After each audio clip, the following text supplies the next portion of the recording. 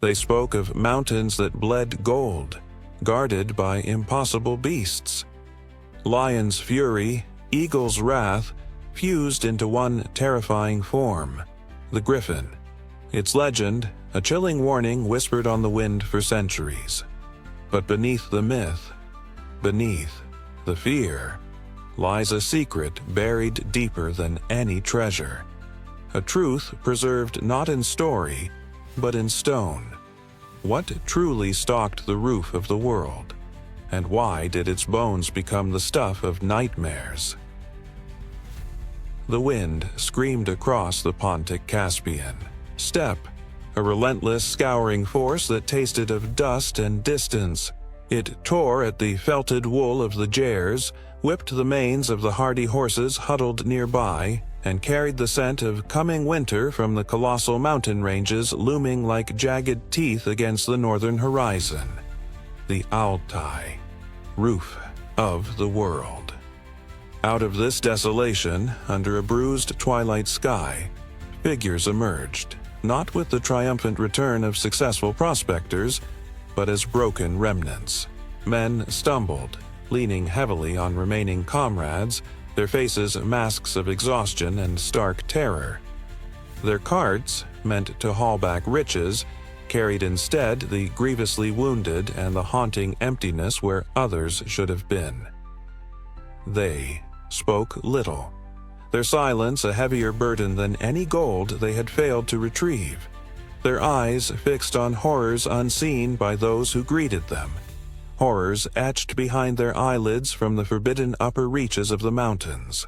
Whispers coiled through the Scythian encampment like frost smoke, colder than the biting air. Tales fragmented, horrifying, of shadows that swept from impossible heights with the speed of falcons but the weight of lions, of talons rending flesh and metal alike, of a guardian's fury unleashed upon those who dared trespass near sacred ground where the earth itself bled gold. They brought back wounds unlike any inflicted by wolf or bear, deep, parallel gouges that spoke of immense, unnatural claws and a single, terrifyingly large feather, obsidian black and serrated like a knife's edge, clutched in the death grip of a fallen warrior. The name, uttered in hushed, fearful tones, was ancient, potent. Greeps, the Griffin, the unblinking sentinel of the high peaks, whose screech echoed the wind's own mournful cry across the desolate passes. This was the legend woven into the very fabric of Scythian life, a creature born of the wild marriage between earth and sky. Have you heard of this legend before? Tell us in the comments. It was said to possess the powerful hindquarters, the muscular body, and the tufted tail of the steppe lion, king of the terrestrial beasts. Yet its forelimbs were those of a colossal eagle, armed with devastating talons capable of crushing bone. Its head, crowned with sharp ears or perhaps horns, depending on the telling, bore the hooked beak and piercing eyes of the apex avian predator, and vast wings allowed it mastery over the mountain winds. It built its nests on inaccessible crags, lining them not with twigs, but with the raw gold it ripped from the veins of the mountains, guarding these treasures with a ferocity that doomed any mortal foolish enough to covet them, especially the one-eyed Arimaspians, eternally locked in a mythical struggle for the guarded wealth. Among the warriors assessing the grim return was Arslan, his face weathered leather, eyes narrowed against the wind and the grim spectacle. He was a veteran of countless raids and hunts, his pragmatism forged in the crucible of survival on the unforgiving steppe. He understood the fear. He had felt the icy touch of the unknown in the high places himself. Yet he also knew how terror could magnify shadows, how hunger and desperation could birth monsters in the minds of men. He examined the strange feather with a deep frown, the texture unlike any bird he knew, the size unsettling. While he offered ritual appeasements and respected the ancestral tales, a part of him sought the tangible, the explainable. He saw not just a mythical attack, but a catastrophic failure of a vital expedition, a loss of warriors and potential wealth that the tribe could ill afford. Into this tense atmosphere arrived Demetrios of Ionia, a stark contrast to the rugged Scythians surrounding him. Clad in finer, though practical wool, his keen eyes missed little, constantly observing, cataloging, questioning. He was a merchant, yes, seeking trade routes and opportunities, but his soul belonged to the burgeoning world of Hellenic inquiry. He collected stories, mapped territories, studied customs, seeking the logos, the underlying reason beneath the mythos. He had heard tales of griffins in the marketplaces of Olbia, dismissed by many of his countrymen as barbarian fables. Yet, the persistence, the geographical specificity, the strange connection to gold deposits, these pricked his scholarly curiosity. He believed that even the wildest legends often contained a kernel of misinterpreted truth, an echo of something, real obscured by time and fear. The Scythian chieftain, a man whose authority was as vast and unforgiving as the lands he ruled, summoned both Arslan and Demetrios to his ornate jur. The air within was thick with the smell of smoke, fermented mare's milk, and the tension of unspoken anxieties.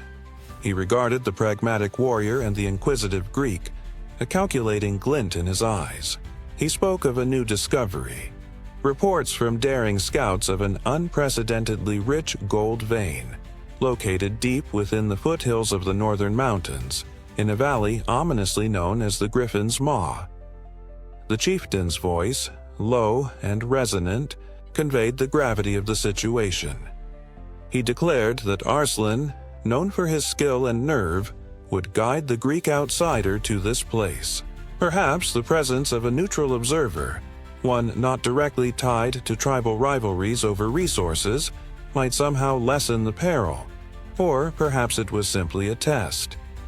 The chieftain's command was explicit, weaving opportunity with almost certain doom. Arslan was to lead Demetrios and a small, hand-picked group not just towards the gold, but into the very heart of the Griffin legend's dominion. The chieftain added a crucial detail, glancing towards Demetrios. He mentioned the whispers accompanying the gold reports, tales of strange, large bones littering the area, bones resembling no known creature, remnants dismissed by fearful locals as the Sky Lion's leavings. This detail ignited a spark in Demetrios's eyes, transforming the perilous trade mission into something far more compelling. Bones, tangible evidence. The potential link between myth and a physical reality, however strange, was an irresistible lure for a man driven by the pursuit of knowledge, a puzzle demanding investigation. Arslan felt the weight of the command settle upon him like a shroud. To refuse was unthinkable, yet to obey felt like leading men, including this curious foreigner, into the jaws of death described so vividly by the survivors. He knew that terrain, treacherous slopes, sudden blizzards even in autumn, canyons where the wind played tricks on the mind and eye.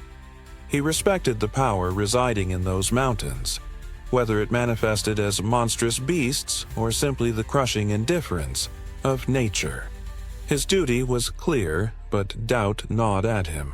He distrusted the easy confidence of the Greek, whose world of philosophies seemed ill-equipped for the brutal truths of the steppe and its guardians, legendary or otherwise. Yet the chieftain's will was law, and the lure of gold, even tainted by fear, was a powerful undercurrent in their nomadic lives. Demetrios, however, felt a surge of intellectual excitement that overshadowed the immediate danger. The disastrous earlier expedition served not as a deterrent, but as a confirmation that something significant resided in those mountains. His mind raced, sifting through the accounts he'd collected back in the Greek colonies and the fresh, raw fear he witnessed now.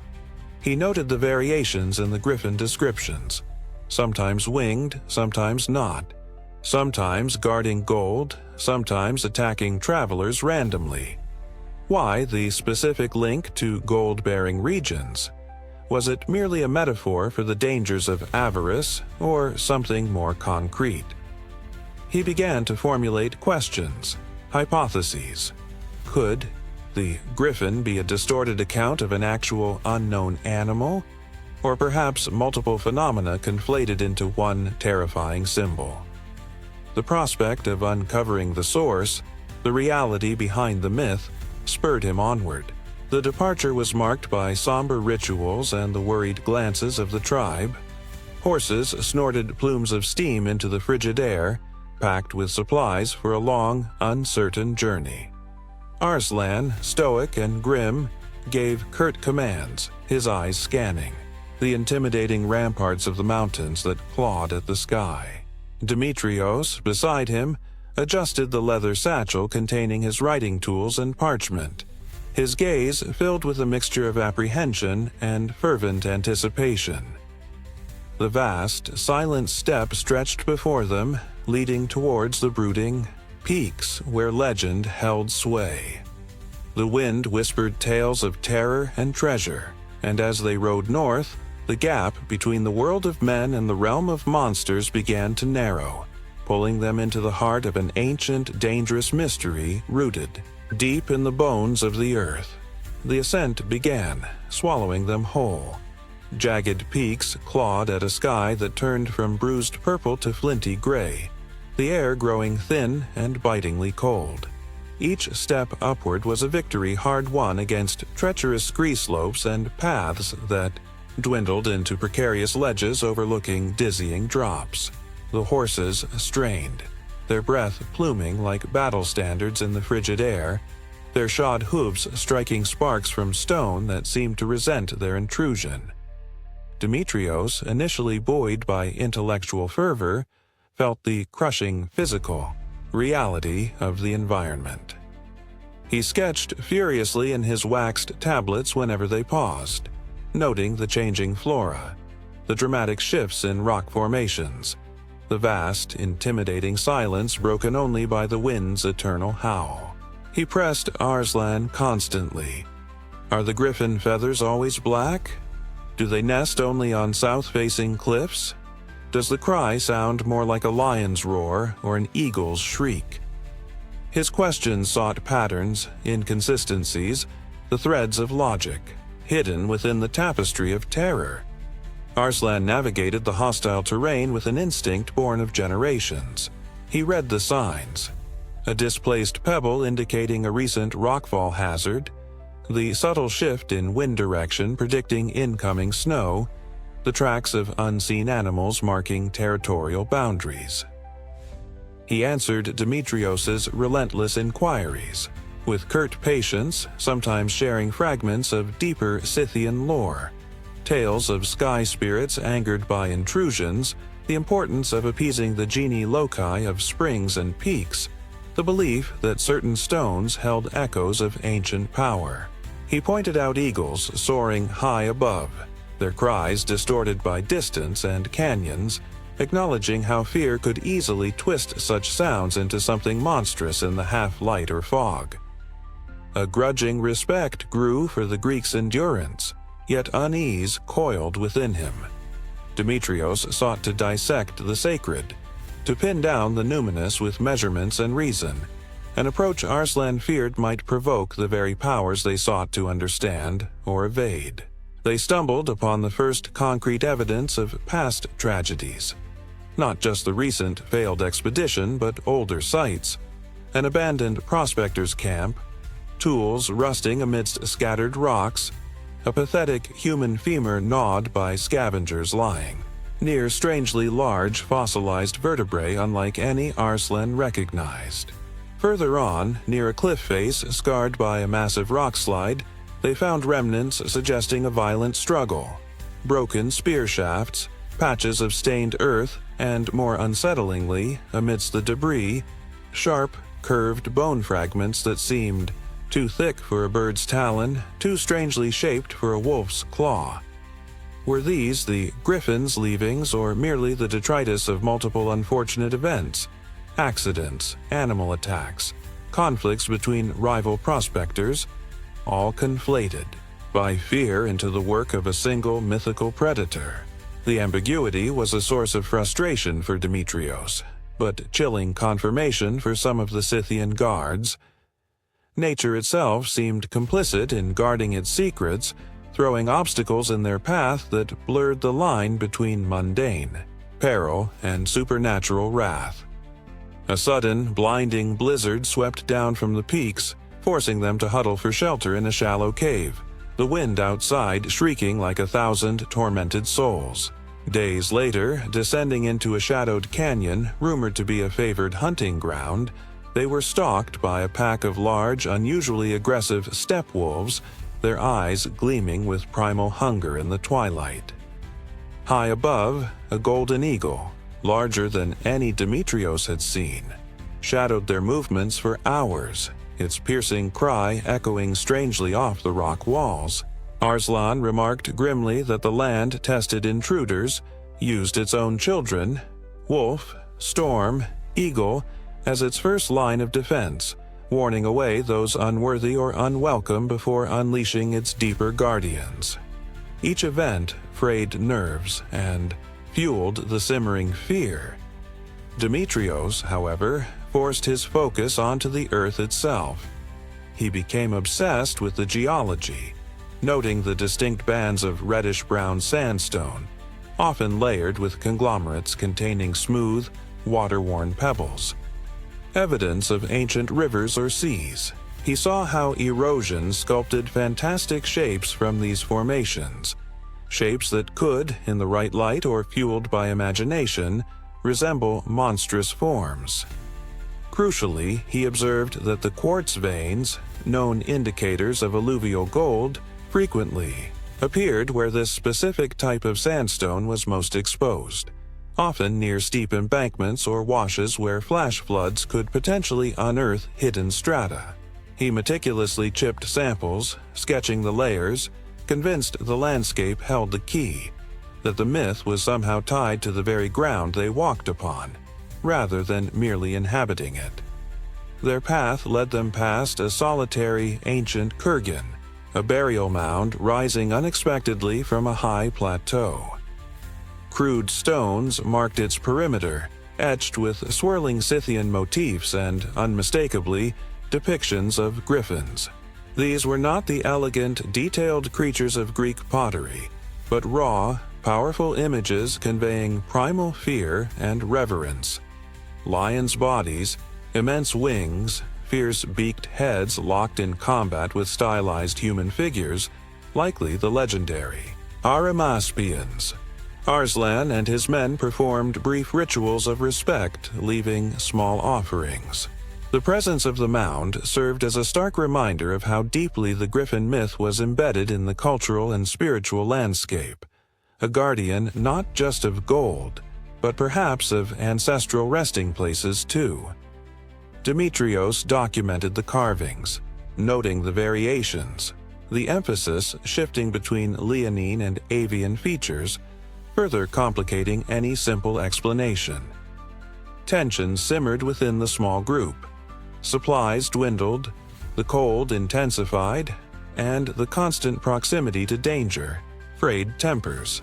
One evening, Arslan sharply rebuked Demetrios for venturing too close to an unstable cliff edge to examine a rock stratum, accusing him of foolishly risking not just his own life, but the entire party's for the sake of curiosity.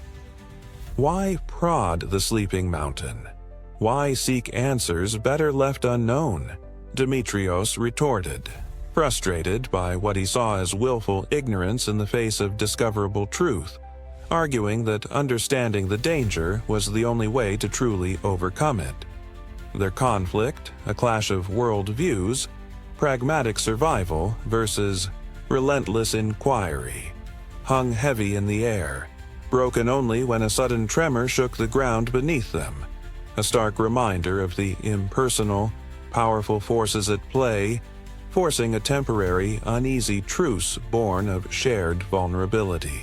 It was after this tremor, exploring a freshly exposed rock face in a narrow ravine known for yielding gold dust, that they found them. Not just isolated fragments, but a concentration of bizarre objects embedded within the sandstone. Smooth, oblong stones, larger than any bird egg Demetrios knew, clustered together like some giant's clutch. Nearby, partially unearthed, were more distinct bone fragments. A piece of jawbone clearly possessing a powerful beak-like curve unlike any predator's snout. Thick, strangely jointed limb bones, and unmistakable, wickedly curved claws. Larger and more robust than an eagle's, yet different in structure from a lion's. They were unmistakably bones, ancient and mineralized, yet utterly alien. Demetrios felt a thrill course through him. These were no mere anomalies. This was a pattern. This was evidence. Arslan viewed the discovery with deep suspicion, his hand instinctively going to the protective amulets he wore. He recognized the shapes vaguely from garbled descriptions in the oldest tales, associating them with ill fortune and places best avoided. He declared them malformed rocks, tricks of the mountain spirits, or perhaps the actual, cursed remnants of the Griffins themselves. Tangible proof of their reality, best left undisturbed. He urged Demetrios to turn back, arguing that they had tempted fate enough, that this concentration of strangeness, coupled with the nearby gold traces, was a clear sign they were treading on sacred, dangerous ground. The fear among the other Scythians was palpable. They muttered prayers and cast wary glances at the fossils and the surrounding cliffs, anxious to leave the place behind. But Demetrios saw not an ending, but a beginning. The pieces clicked into place with sudden, stunning clarity. It wasn't a hybrid creature. It wasn't purely myth. It was interpretation. The specific sandstone yielding the gold was also preserving these ancient remains. The Griffin bones weren't scattered randomly. They were concentrated in geological layers. The beak, the claws, the quadrupedal posture implied by the limb bones, even the nesting grounds suggested by the egg-like stones.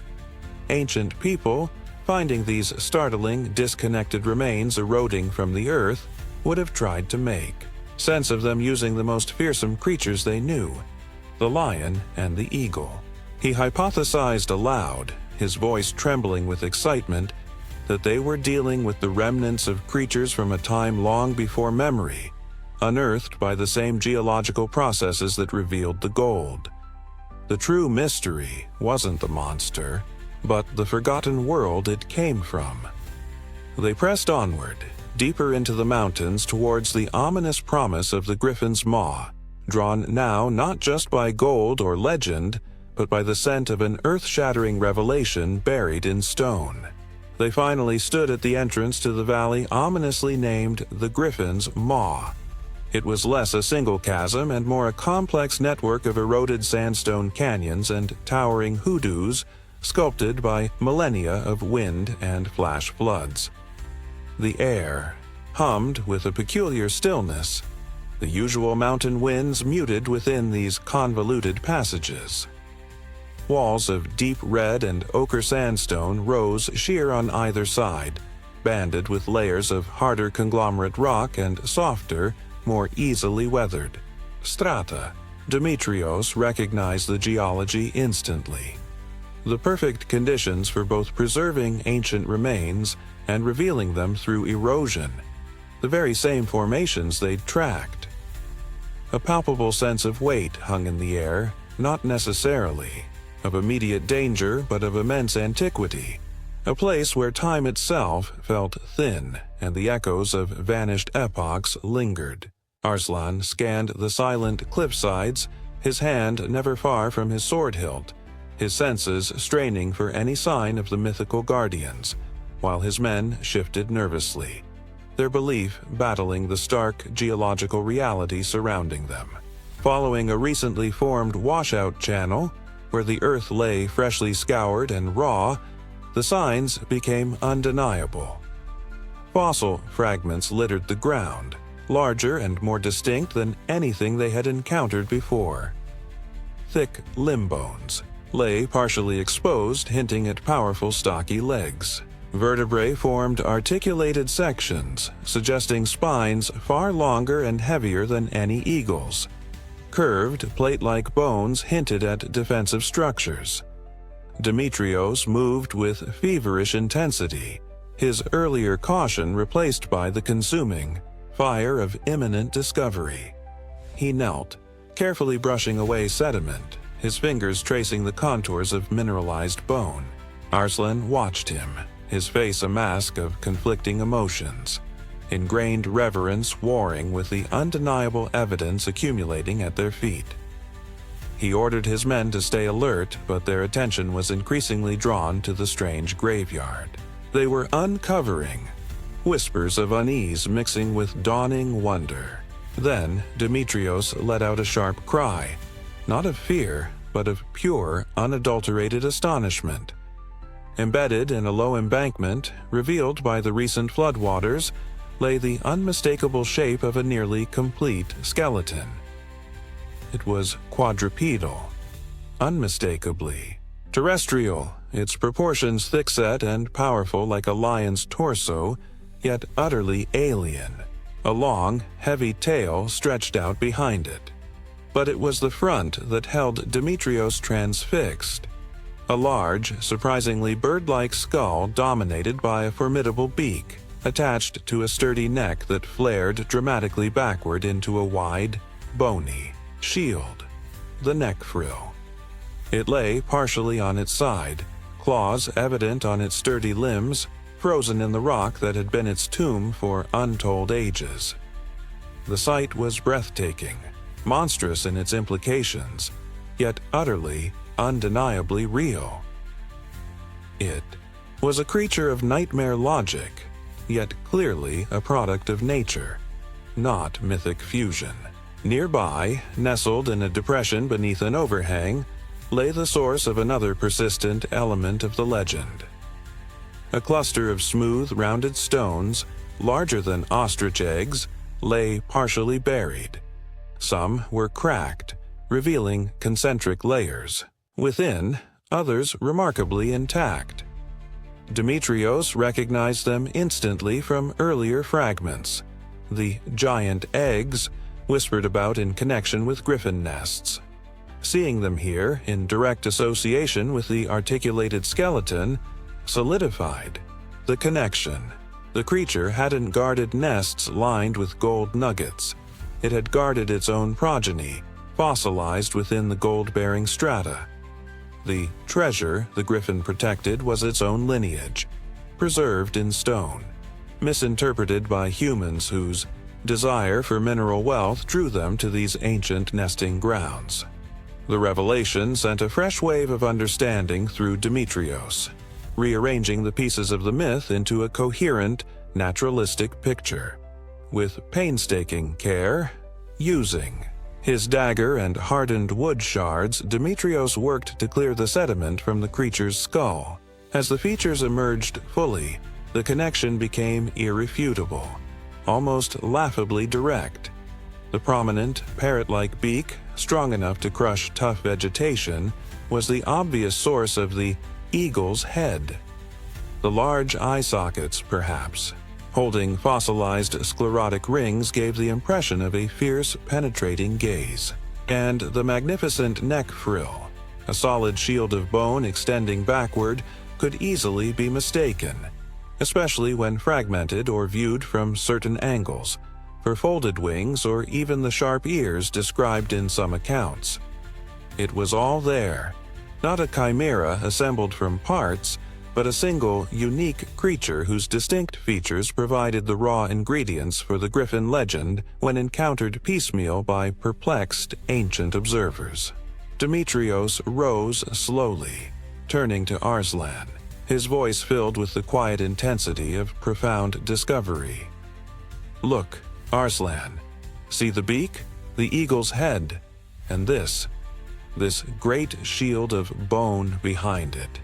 Could they not seem like wings folded, back, or sharp horns to someone finding only a fragment? And the body, low and powerful, the strong legs, the lion. He gestured towards the skeleton, then swept his arm around the valley. They weren't finding hybrid monsters, they were finding this creature. Ancient nomads digging for gold in these same hills find these bones eroding from the earth. They see a beak here, claws there, strong legs, perhaps these nested eggs. They combine the features using the fiercest animals they know. The eagle for the sky, the lion for the earth. The griffin wasn't born of magic, Arslan. It was born of misunderstanding these incredible remains. Arslan stared, his face pale beneath its weathered tan. He looked from the fossilized skeleton, stark and undeniable against the reddish rock, to the Greek scholar whose eyes burned with the fire of revelation.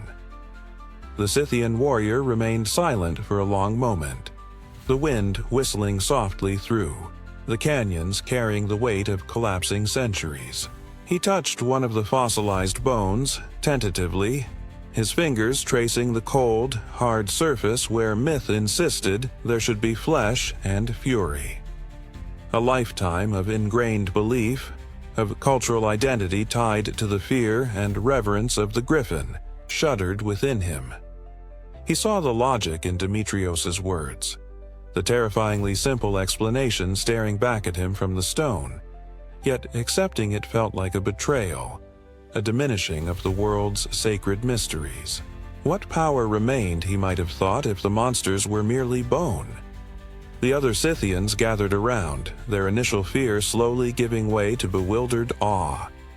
They murmured amongst themselves in their own tongue, pointing at the skeleton, the eggs, the skull. Some crossed themselves with protective gestures, others touched the fossils with a mixture of curiosity and dread.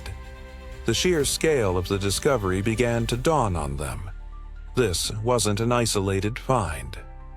Looking around, prompted by Demetrios's gestures, they started noticing other protrusions, other fragments weathering out of the surrounding cliffsides. It wasn't just one creature, it was a graveyard, an ancient world laid bare by erosion and chance.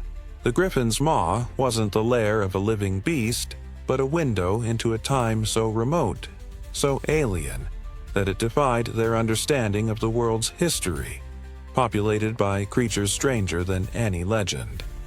The exhilaration of discovery warred, with a profound sense of temporal vertigo. Demetrios felt the immense weight of deep time settle upon him, the staggering realization that these creatures had lived, thrived, and died long before the Scythians, long before the Greeks, long before recorded memory. The gold they sought was recent dross compared to the age of these bones. The monster was revealed not as a supernatural entity, but as a testament to life's vanished marvels. The confrontation wasn't one of bronze against talon, but of human intellect against the vast, silent narrative of paleontological evidence. The fear associated with the griffin began to transmute into something else. Awe at the sheer scale of natural history, melancholy for a lost world, and wonder at the human mind's capacity to weave such powerful narratives from fragments of the unknown. The climax arrived not with a roar or a screech, but with the quiet, earth-shattering click of understanding. The griffin legend, the terror of the steppes, the guardian of gold, was demystified, traced back to its source, the fossilized remains of Protoceratops, unearthed by ancient peoples in the gold-rich sediments of Central Asia. The mystery was solved, the hidden truth revealed not through magic, but through observation and deduction applied to the tangible evidence provided by the earth itself. As Demetrios looked at the skeleton and then at Arslan's stunned, conflicted face, He understood that uncovering the truth behind a myth doesn't necessarily destroy its power. It merely transforms it, revealing deeper truths about human history, fear, wonder, and our eternal quest to make sense of the incomprehensible fragments scattered by time. The silence in the valley felt profound, charged with the weight of forgotten ages finally brought to light. The journey back from the Griffin's maw was imbued with a heavy silence, vastly different from the fearful anticipation that had marked their ascent. The wind still howled through the passes. The peaks still loomed with ancient indifference, but the nature of the dread had shifted. For Demetrios, it was the silence of profound understanding, the quiet satisfaction of a puzzle solved, mingled with the sobering weight of deep time. He spent hours carefully packing fossil fragments. Small claws, beak shards, pieces of the frill, wrapping them meticulously in felt, evidence for a world that might scarcely believe his tale. He sketched obsessively, not just the bones, but the landscape that birthed them, seeking to capture the context, the geological womb of the myth. He tried to explain further nuances to Arslan, how the creature's posture might seem lion-like. From afar, how scattered nests could suggest multiple layers, how its very strangeness invited fantastical interpretation. Arslan, however, walked wrapped in a deeper, more troubled quiet. He had seen the truth in the bones, the undeniable logic in Demetrios's explanation. Yet, accepting it felt like extinguishing a sacred fire that had warmed and warned his people for generations. The Griffin was more than just a monster, it was a symbol of the untamable wildness of the mountains, a guardian spirit woven into their cosmology, depicted on their gold, invoked in their warrior oaths. To reduce it to mere ancient bones felt like a loss, a thinning of the world's magic. He found himself torn between the stark evidence witnessed in the valley and the enduring power of the ancestral narrative. Would revealing this truth empower his people with knowledge, or strip them of a vital part of their identity, leaving them vulnerable in a demystified world? He gave curt nods to Demetrios's explanations, but offered little response, his gaze often drifting towards the distant peaks, as if searching for something the fossils couldn't explain. Before leaving the valley's shadow, a decision was made, unspoken yet mutually understood between Arslan and Demetrios. The precise location of the graveyard of bones, the true Griffin's maw, would remain their secret. Arslan insisted, his voice, low but firm, that some places were not meant for caravans and gold seekers, that the spirits of the ancient dead, even these strange, stony ones, deserved their rest undisturbed. Revealing the site would inevitably lead to its plunder, not for knowledge but for easier access to the associated gold seams, destroying the very evidence Demetrios cherished. Demetrios, though initially wanting to share the exact find, recognized the wisdom in Arslan's fierce protectiveness. The truth of the Griffin's origin was a powerful, dangerous piece of knowledge, perhaps too potent for casual dissemination in a world not ready to comprehend geological time or extinction. The secret would be kept, buried again, this time by human silence rather than sediment. As they descended back towards the familiar steps, Demetrios began composing his account, scratching notes onto his waxed tablets, later perhaps to be transcribed onto precious papyrus. He framed the narrative carefully, linking the observable, phenomena, the fossils, the landscape, the gold, directly to the elements of the Griffin myth. He detailed how the powerful beak became the eagle's head, the sturdy quadrupedal body, the lion's torso, the bony frill, the folded wings or horns, the claws, the deadly talons, the fossil nests, the guarded treasure troves. He explored the psychological necessity of the myth, how encountering such bizarre, fragmented remains demanded explanation, and how humans inevitably filled the gaps in knowledge with projections of their own fears and reverence for the powerful predators sharing their world. His writing became an ode not just to the debunked myth, but to the human imagination itself, its power to construct meaning from mystery. The reflection extended beyond the Griffin itself. Demetrios pondered how many other legends, monstrous or divine, might have similar roots in misinterpreted natural phenomena or forgotten history. Cyclopes born from elephant skulls washing ashore, giants from megafauna fossils, sea serpents from colossal squid remains, or the strange shapes of whale skeletons encountered by terrified mariners. The world, he realized, was a vast library of forgotten stories, its pages written in rock, fossil, and landscape, often misread by its transient human inhabitants. The Griffin was merely one chapter, deciphered by chance and persistence. The revelation wasn't just about a single creature, it was a paradigm shift, suggesting a past far stranger and more complex than previously imagined. A past where the Earth itself generated the raw material for mythology. If this journey into the past sparked your curiosity and you want to explore more such connections, like this video and subscribe for future dives into forgotten worlds. Upon returning to the main Scythian encampment, Arslan gave a carefully edited report to the chieftain. He spoke of traversing the perilous valley, of finding difficult terrain and rich gold signs, but also of strange rock formations and ancient animal bones unlike any known creature. Perhaps, he suggested, the remains of the ancestors of the Griffins, or creatures the true Griffins preyed upon. He omitted the explicit link Demetrios had made, preserving the core mystery while acknowledging the tangible discoveries.